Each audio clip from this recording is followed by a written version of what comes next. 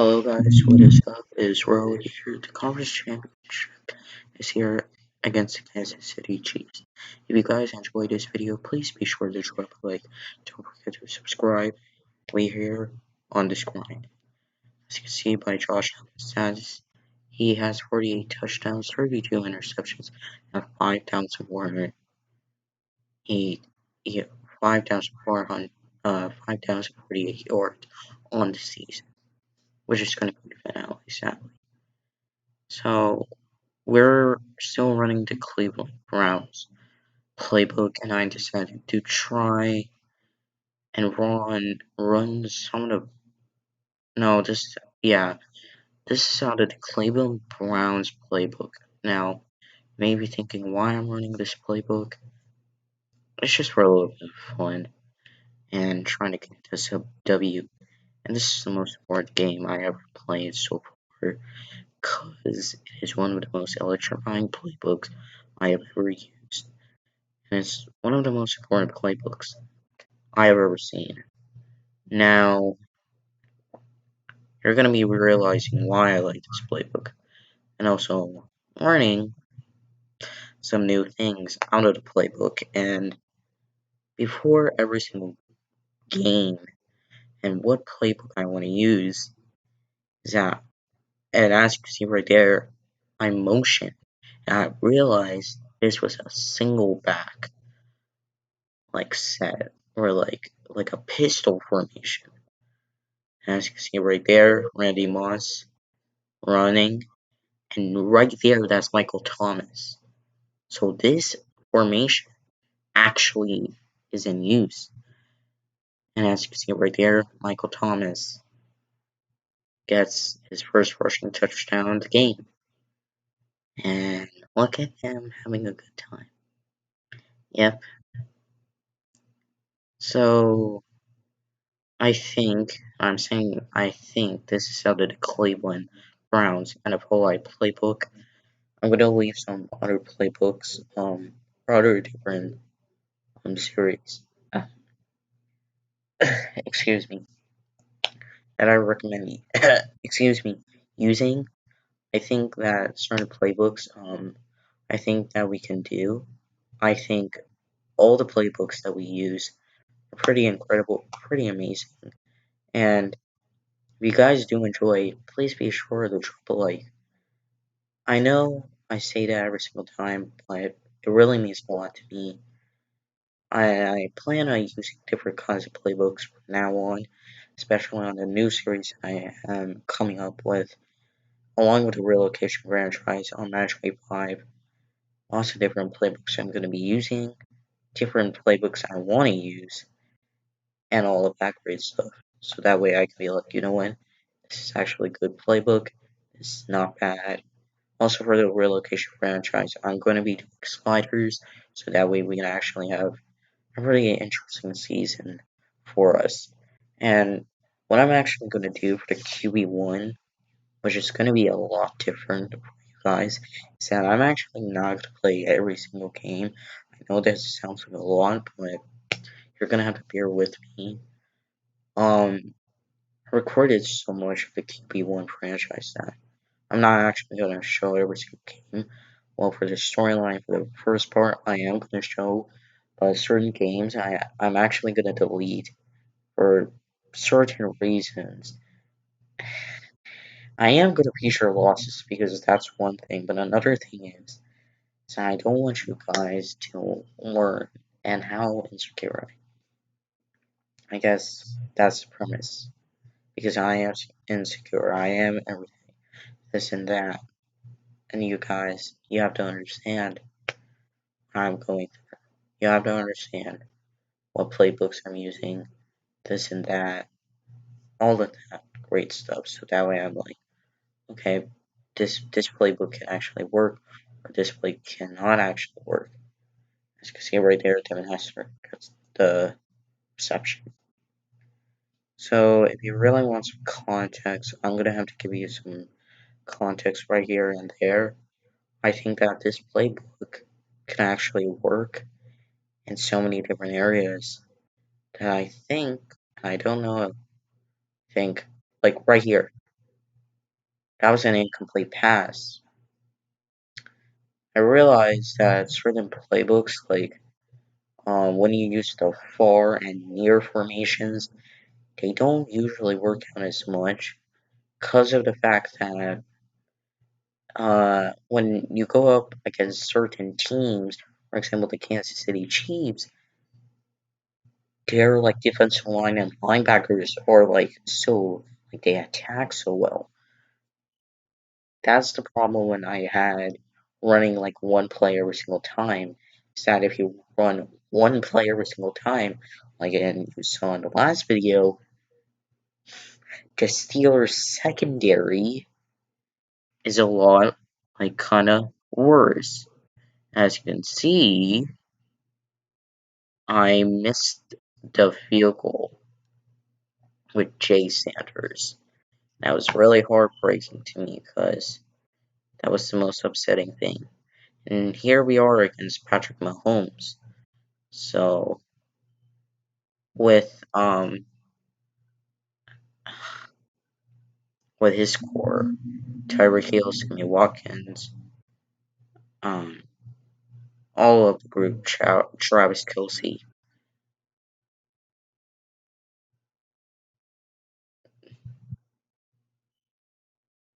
I really do appreciate the Kansas City Chiefs on how they won their Super Bowl through luck mostly, but other things. As you can see, we got burnt so badly, and that's embarrassing, to say the least.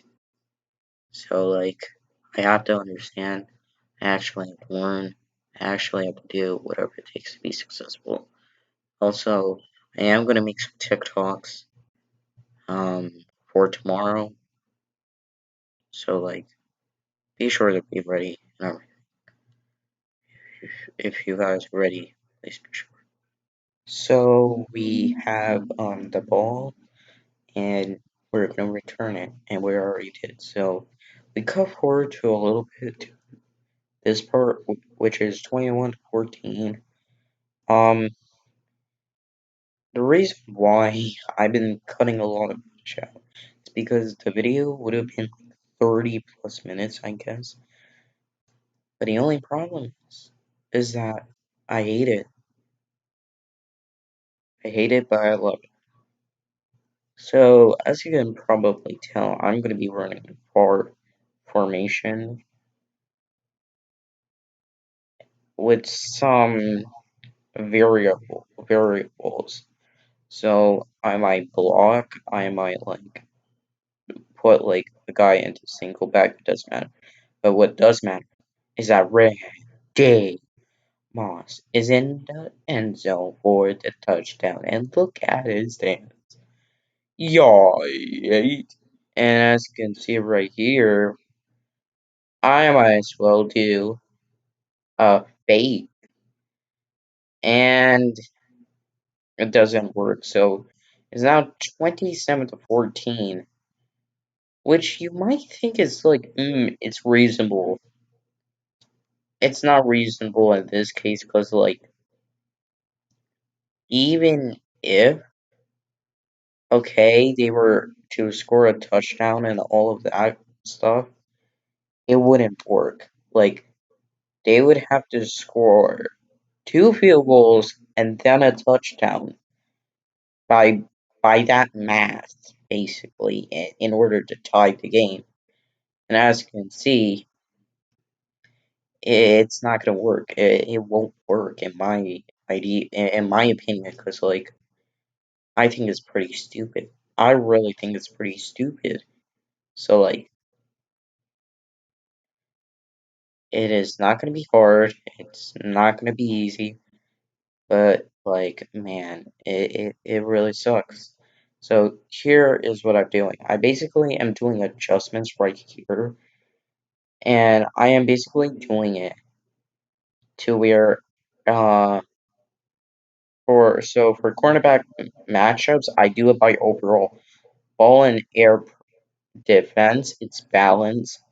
Auto alignment is base, and a bunch of other stuff that I do. So this is what I do. I run under the Kyle Shanahan NFL Live playbook, the defensive playbook. So if you're gonna think which playbook I prefer for offense, it varies for challenges, but I really like the Cleveland Browns NFL Live playbook, and for defense, I like the Kyle Shanahan defensive NFL Live playbook. And I also like running with Michael Thomas. So that's another thing. So as you can see right here, I am going to be doing some adjustments, as you can see, and I roll out, and somehow that's an interception. Yeah, you saw that. And some random dude gets the INT, and we give the Chiefs an opportunity. This is the problem I have with these kind of teams, is that if you run a certain challenge against a certain defensive scheme, for example, with a certain defensive scheme, it it never works. For example, this scheme, defensive scheme. I mean, like I said, I use Kyle Shanahan's playbook, but for Kansas City, if you watch the Super Bowl, it didn't work. It didn't work at all because one, they have Tyreek Hill, Travis Kelce, Patrick Mahomes, LaShawn McCoy, and a bunch of other studs. But then on defense, they have another of their a bunch of their own guys. They don't have Justin Houston anymore. That's one thing. I don't know if they have Eric Berry and a bunch of their guys. It's almost like it's wrecked, like it's broken. The defense is broken in many ways, but somehow in the biggest games they managed to win somehow. And it really bothers me as a Patriots fan because for Patriots fans, we always complain sometimes about the offense because wide receivers, we've only had a few good wide receivers like Troy Brown, um, um, Mr. Branch. Sorry if I forgot his name. And also we have Dion Branch or Dion Branch. Okay. Wes Welker, Randy Moss, Julian Edelman, and some other guys, but those five guys I listed are probably the best. As you can see right here, I'm going to run a max cover punt. And we do pretty well with our punter. And there's a face mask. So as you can see right here, we're in the fourth quarter, 37-27.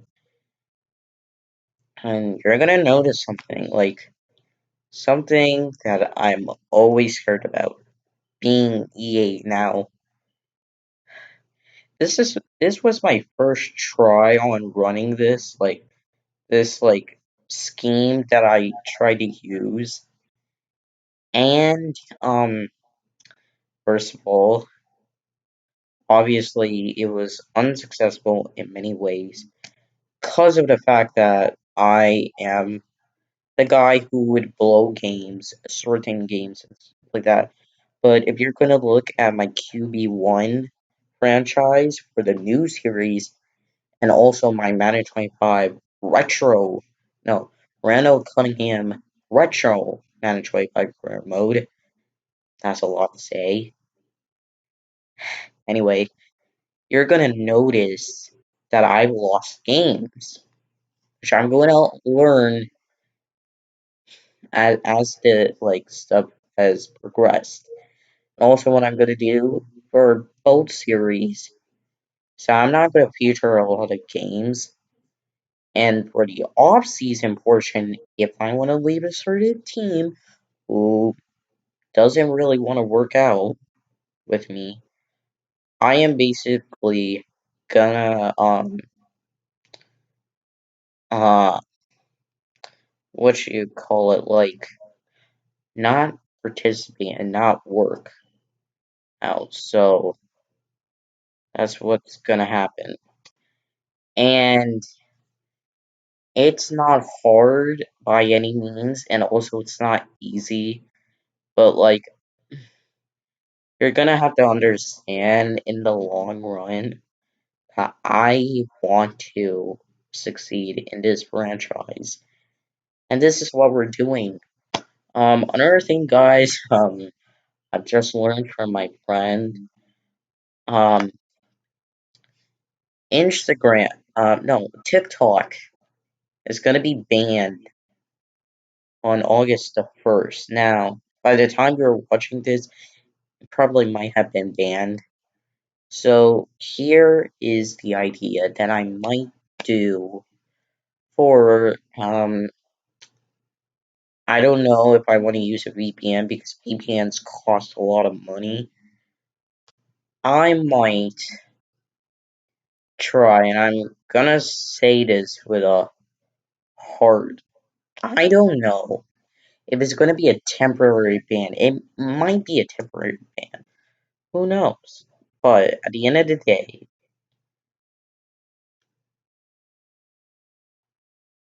it will be there for all of us. It will be there for you. It will be there for me. And it will be there for anyone um, to understand, if that makes sense. So as you can see right there, there's a flag. Illegal man downfield. And that was because I ran an RPO play. Here we go. Okay. Okay. So anyway, as you can see right here, we again run an RPO play. These RPO plays, I'm gonna say this, and I'm gonna be brutally honest. I hate with passion because they don't make sense to me in any way, shape, or form. So and I rolled out. I could have turned off with Josh Allen, but anyway, we cut forward a little bit. I tried to throw it, and it didn't work. So, guys, this is gonna be an overtime game. If you saw my Madden 19 London Monarchs acquisition, I think 2 games went into overtime on pro difficulty. Now, okay, for on all pro with sliders, it's gonna be the first time I've ever done this. And let me tell you, it's a learning experience because you know it will work somewhat in my favor. Like